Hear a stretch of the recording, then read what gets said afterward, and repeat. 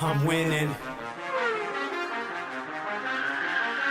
I'm winning. I'm winning. I'm winning.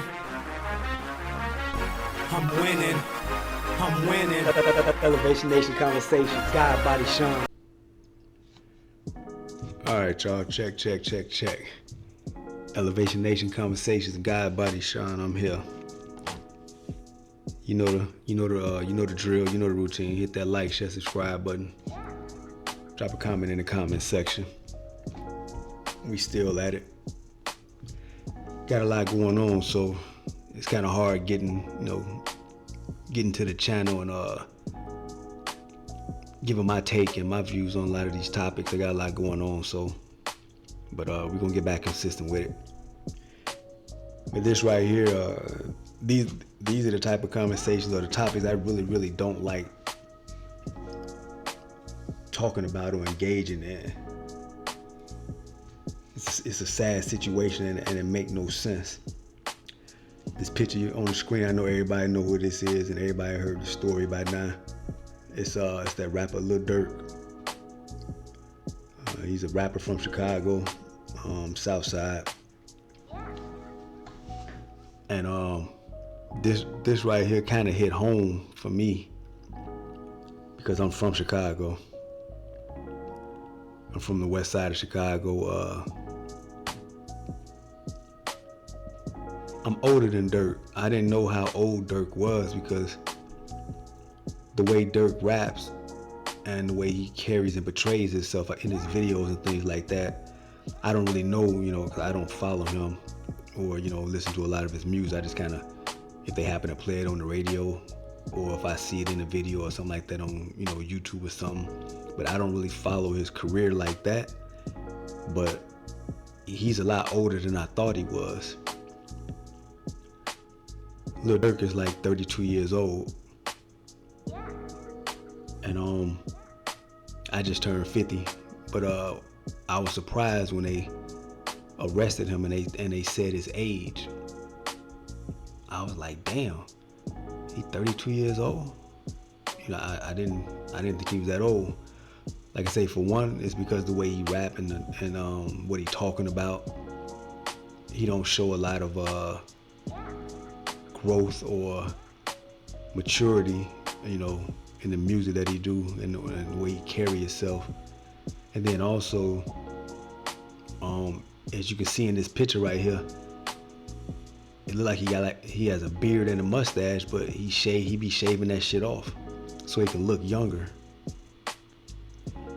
And that's one thing, for me. I used to be a rapper. I used to be in the music industry or whatever.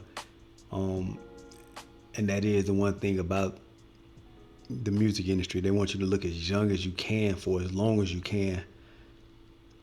And I get it to a certain extent, but then I also don't get it as well because it makes it seem like you never grow.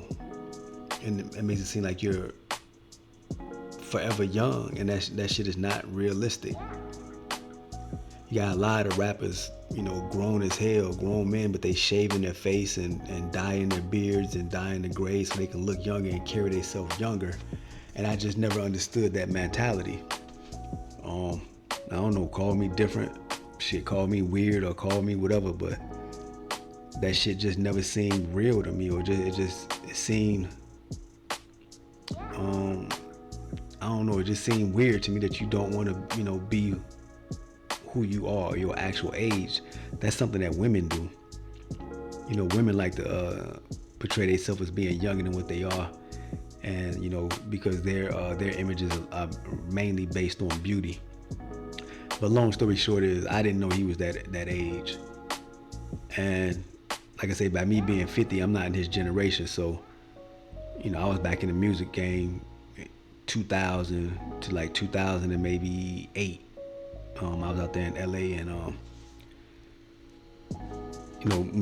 moving around and doing things like that. I was dealing with some people that was in the game, and I made some music and met some folks, so it was dope. But that industry and that business wasn't for me. A lot of fake shit going on, just a lot of nonsense, and I wasn't built like that, so I kind of walked away from it. But with the Lil Durk story, it's just another sad case of another rapper getting played out of their position. Lil Durk was blessed to make it from a place in the south side of Chicago. They call it O Block or whatever, but a lot of gang violence, not many opportunities and options in that area. And he was able to, get on by making music that was about violence and, and killing and, drug dealing and dope selling and all that. And I can't knock it. I can't judge it. I was in that lifestyle, when I was living blind and unaware. I mean, I always had knowledge and understanding of it that wasn't the lifestyle, what was going on, or what the business was. But I was in a situation where there were not many other options, and we kind of all do what we got to do to survive and maintain where we at. But he was blessed to make it out, man. He got big time record deals, making big money. And he was doing this thing, so I understand when you first get in the game, you're rapping about your experiences and what you're going through and what you've seen and, kind of the rah-rah, tough talk and things like that. It's sad. That's what hip hop is built off of. But that is a lot of what hip hop is. It's a lot of braggadocious and just slick talk. It's a young man's game, but it needs to change because hip hop has been around for like 50 years now. So a lot of the music is not progressing with the artists. Like they're not grown men making hip hop that can be consumed by a more mature audience. So hip hop is not really growing. It's kind of staying young and it's staying in that genre. Like a lot of people like to talk about Biggie and Tupac and all of that. But I don't think a lot of them people realize that they were killed over 20 some years ago, and they were young men. They were both younger than 25, so they were still growing and maturing. But what's happening now is you got a lot of these young rappers. They making money of talking and speaking deaf with the tongue and living like that. And they're not progressing past that. So Durk got locked up because one of his homeboys that was a killer, or quote unquote was a killer or a savage or a demon or whatever, got killed because he was trying to, he was engaged in fighting with somebody else, and they call it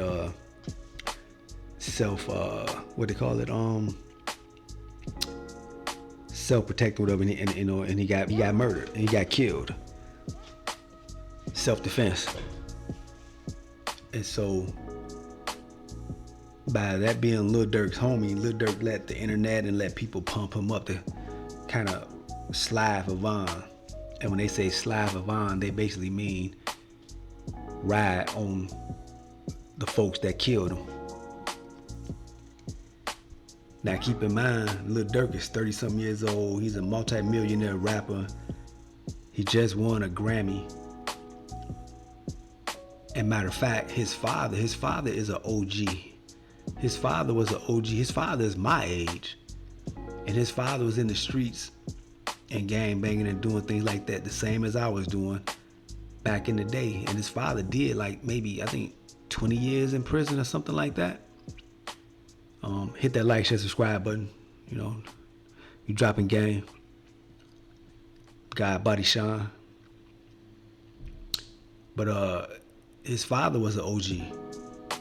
His father was down for like 20 some years. I think he converted to Islam while he was locked down. He recently got out, and Durk had a relationship with his father. So Durk is making all this money, living this lifestyle where he don't have to be engaged in none of that. And on top of that, he has his father around in his life, and his father is not pulling his son's coattails and letting him know, like, look, you got to move like this. You got to move better than that. You can't be moving like this and moving like that. You're getting money now. You're being watched. You got a lot to lose. You got a lot of people that try to trick you out of your position. Let that shit go. Let that shit go. Your homeboy Von got killed, and I hate to say this, but some motherfuckers deserve to die. They need to die. Von was on that bullshit. His homeboy Von that got killed, he was on some bullshit. Von wasn't changing. Von wasn't ready to do nothing different. Von was still trying to live that lifestyle and still trying to rap. And what happened was he pulled Durk into that shit. Durk had basically made it out of that and made it away from that. And he wanted to help one of the homies, so he put his homie Von on. And Von got some talent, but Von is still trying to play, have that image of being a killer and a savage and all that, because that's what's making him money. And he's really kind of trying to live that shit out still. And it don't work like that. Life don't work like that. The music game don't work like that. It just don't work like that. You gotta leave that shit behind. Once you make that move and you pivot, you gotta leave all that shit behind. And that's one of the reasons why I kind of walked away from the rap game, and I really didn't like it like that, because when I got into the rap game, it was 99, the end of 99, and I went out to LA, but I was selling dope and I was gang banging in Chicago and doing this and doing that, and I knew that just wasn't what was happening. I knew it was coming to an end. It wasn't no happy endings in that lifestyle I was living. I knew what was going on. I knew what could potentially happen to me, and I was trying to move away from it and back away from it. So I started doing music. I saw an article with Suge Knight, talking to Suge Knight. They were interviewing him in his magazine, and he gave out his information in prison. And what I did was I wrote him a letter and just let him know, like, hey, I'm from Chicago, I'm living that lifestyle. I'm trying to find a way up out of this. I got some talent. I'm making music right now. I want to send you some, or I want to come out there and do music. And I was surprised to see that he wrote me back. He wrote me a letter back in red ink. I remember it. And he said in the letter, he understand what I'm going through. He understand what I'm trying to do. And he said, hey, if you ever come out to LA, give his man Reggie a call. And he gave me a number and yada yada yada. And I took that as me. I know my dumb ass, me wanting to just get away from Chicago and do something different with my life. I took that as a sign from God and said, all right, I'm finna go out there. I'm finna go out there. No money, no connections, no contact. I went out there on a wish and a prayer. So long story short, I went out there, things didn't work out, whatever. I ended up staying out there. Stayed in a homeless shelter for about a year. Worked, saved my money, and got my own place and started working out there and just moving around, doing music in LA and just meeting whoever I can meet and let them know, look, this is what I do, this is where I'm from. And it eventually happened because I believed in myself. I went out there and put the work in, and I started getting results. I manifested it. I made it manifest in my life because I understood the power of my words. But when I was doing music, the music I was making, I was trying to steer away from that shit. I was not, I never saw myself wanting to talk about. I was, selling dope. I was the biggest dope seller. I was the biggest, hardest nigga from the hood, and I killed this nigga. I never wanted to rap about that shit because I understood that, for one, you don't talk about shit you did in the streets, or you can't live that and talk that shit on records. That shit can always come back to haunt you. You gotta let that shit go. You gotta do a whole 180. So when you done with that, lifestyle living like that, you gotta talk and make music about different shit. You know, you are no longer a part of that world. So you can speak on it about your transition, but you got to transition past that shit. And that's what happened with Lil Durk. His man Von wasn't transitioning past that, or he hadn't had enough time to transition out of that shit. So he's still on the bullshit. And he got killed on some bullshit. And Lil Durk, trying to stay true to some street code that don't exist. The streets is a lie. The streets is the myth.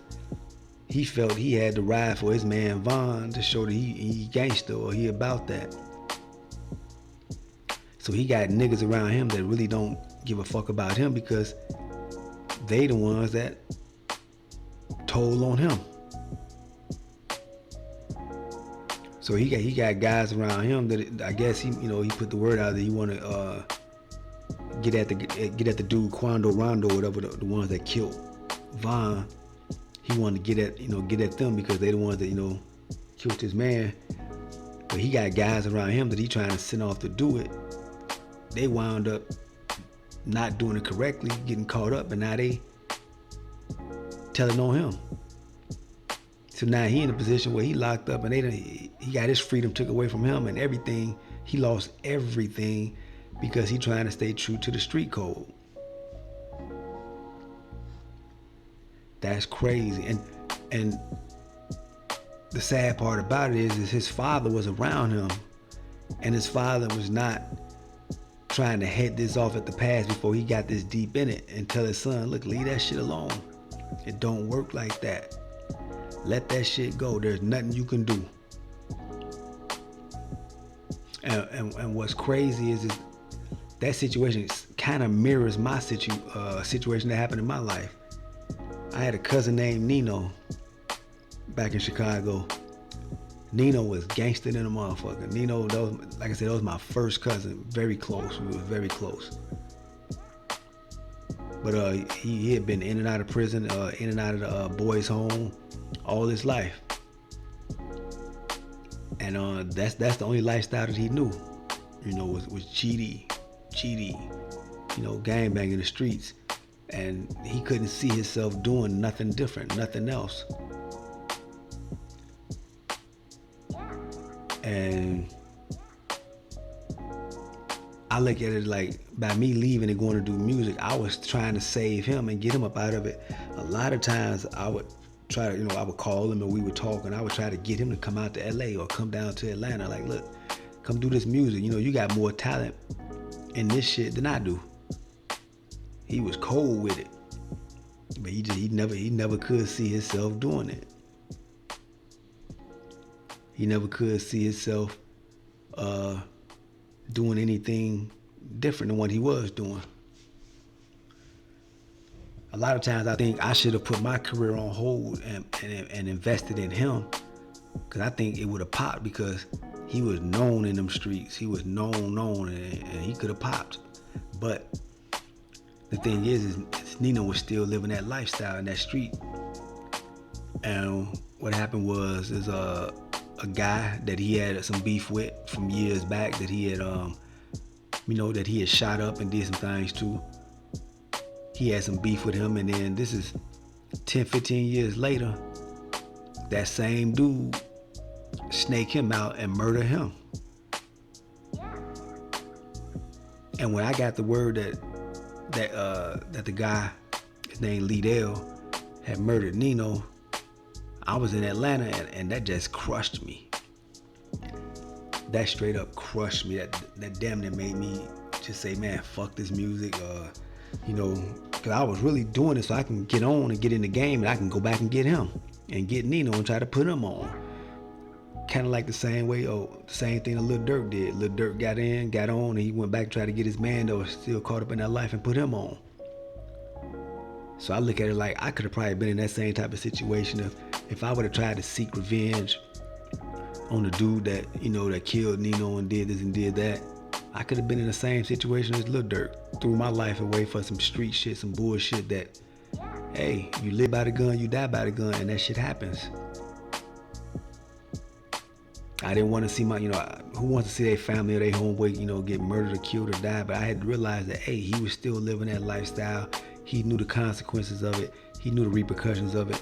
And that's what he chose. He chose to live that and, stay in the midst of that. And there's nothing I can do that because he was a grown man.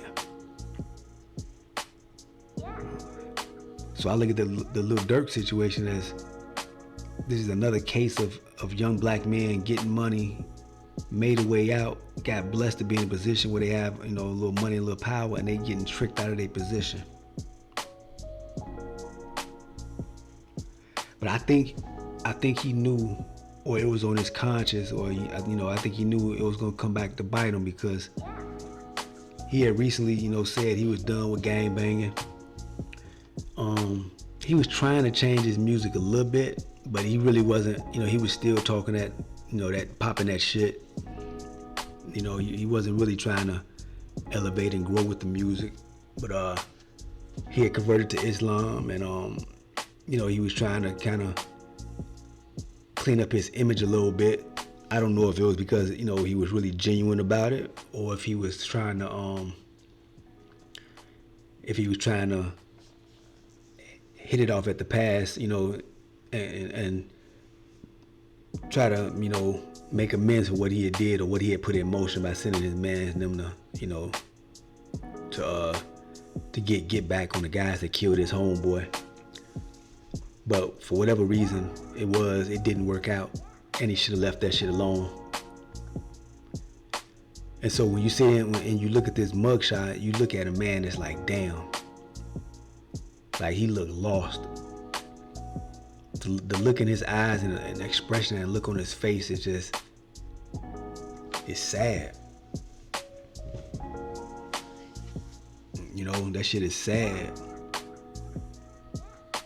And on one hand, you feel for the young brother. You don't want to see nobody getting locked up. That's not any place that anybody want to be or go through. And then on the other hand, you look at it like, shit, nigga, you had all the opportunities in the world to do something way bigger than what you got caught up doing, and you chose not to for whatever reason. You wasn't being a leader. You was trying to follow. You was falling to the peer pressure what everybody else wanted you to do or what you thought you should do, and you fell into that fucking trap. When you had a father around you that been through the same thing you've been through.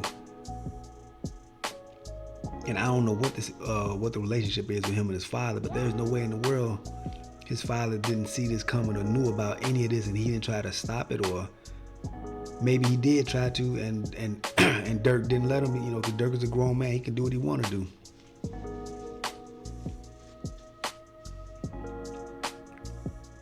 But when you look at these pictures, and you got a million of these pictures of just a black man mugshots or artists with mugshots and things like that, and the shit is just sad. It make no sense. Shit is puzzling. You get in these positions, you get in a position to make this money, and you're doing foul shit, or you're not even respecting the blessings that you got in the position you put in to understand and have wisdom to stay away from that shit. It's the same thing like with Diddy. Puff Daddy or whatever the fuck his name is. This nigga's a millionaire. He making hits. He getting money. He he having longevity. And now he locked behind. He locked up behind having a sex addiction that he can't control, or that he don't want to control because he being a pervert or a sexual deviant.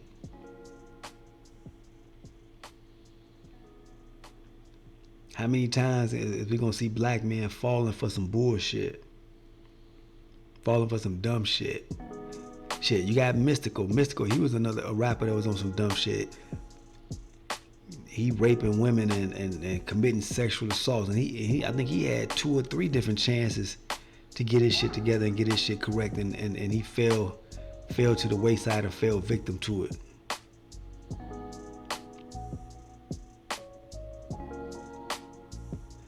So it's cases like this where you gotta look at hip hop and say, look, they coming for y'all. They see they see it and they don't like it. The fact that black men can make millions off talking shit and using their mouth, and it's creating generational wealth, and it's helping it's helping out other men and their families, and things like that. And they don't like to see that. They don't like to see that. These young brothers are making money selling music to their kids, the white folks' kids as well, and they getting rich off of it. But they're not handling that money and that fame and that light correctly. So this shit should be a wake up call. It should have been a wake up call years back, because it's so many cases that's going on in hip hop, the music and rap industry, that when are we gonna start learning that motherfuckers gotta start supporting real shit and putting a different narrative out here. That gangster shit is dead. It's dead. There is no more gangster shit. There is no more no snitching, no tricking. All that shit is done. It's a new era, and that shit does not exist anymore. Everybody telling, all these niggas will tell. It ain't no such thing as riding for nobody without nobody knowing, unless you're doing that shit yourself. It ain't no more talking about dope or selling dope or hustling, 'cause that shit is dead. There is no more of that. With the technology and with the tools they have access to get folks caught up, it ain't no way the shit is going down. It don't work. It don't work no more. These phones are listening, your man them listening, your people you thought you could trust is listening. It don't pay, man. If you're getting money, you're getting legit money. Keep it legit, keep it moving, stay the fuck out the way.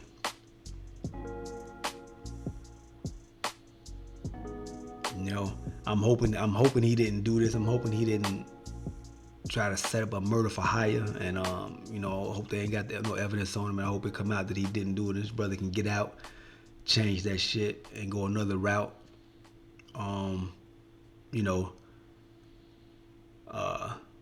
Show that it can be done, in a different way, and a happy ending to the story.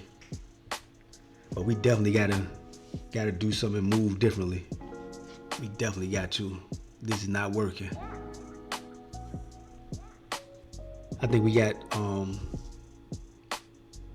we put entertainers and athletes on a pedestal too much. Nowadays, you got our politicians and elected officials using actors and rappers to help boost and build their campaigns. So they're looking at the black community as if we look up to these rappers and entertainers and athletes, and that shit is crazy. Half these entertainers and athletes and rappers, they have no fucking education. They have no skills besides the game they can play or the music they can make.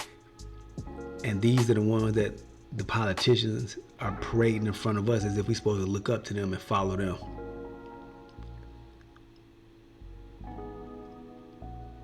You see more rappers and things like that in the hoods than you see niggas going to school or trying to get a legit job. We don't need any more rappers. We don't need no more rappers. Please stop with the rappers. Everybody see rapping as being the fast way to the money and the easy, quick way. They don't want to put no work in to do nothing else or do another route. They want to do what everybody think is cool or what's fly. But they not really realizing that what's fly is getting that degree and getting them education and going there and getting this corporate money, man. Being a boss that way, building something, moving around, traveling, having bad chicks and having bad bitches and bad whips and bad houses from legit shit. We got too many cats running to be rappers.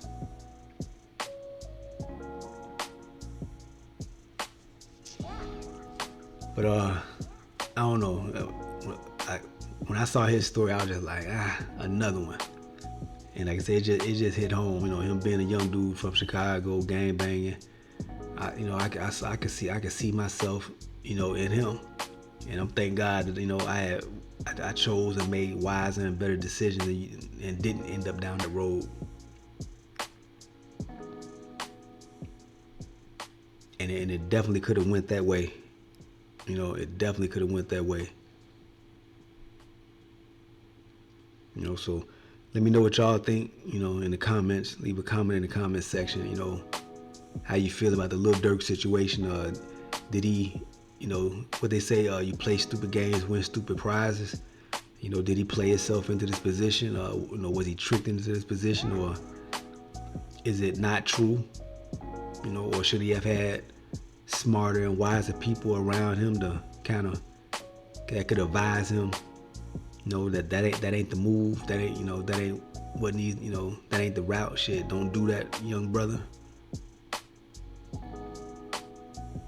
But we definitely need more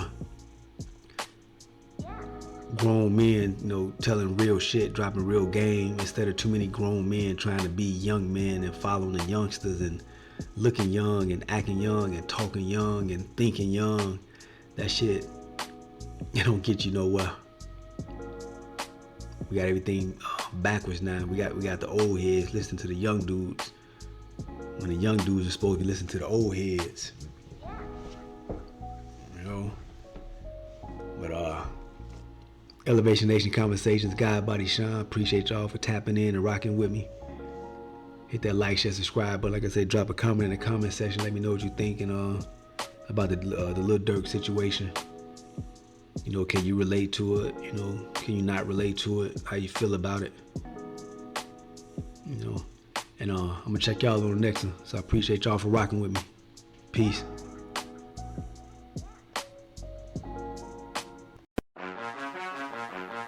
I'm winning. I'm winning. I'm winning. I'm winning. I'm winning. I'm winning. Elevation Nation Conversations, God Body Sean.